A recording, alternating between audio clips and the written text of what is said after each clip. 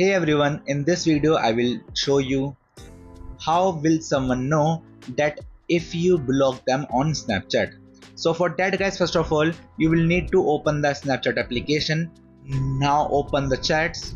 Now here, if you have blocked anyone on your Snapchat, so that particular contact will not get any notification about you having blocked them on your Snapchat. And also in their friends list on Snapchat, they will be seeing us as a contact as usual, but we in our list cannot see them because we have blocked them. And that's how it works on Snapchat. So they will never know that you have blocked them until they can see your friends list or your blocked users list on Snapchat. So that's it for the video now. If you found this tutorial helpful, please give it a thumbs up and subscribe for more tips. Thanks for watching and see you next time.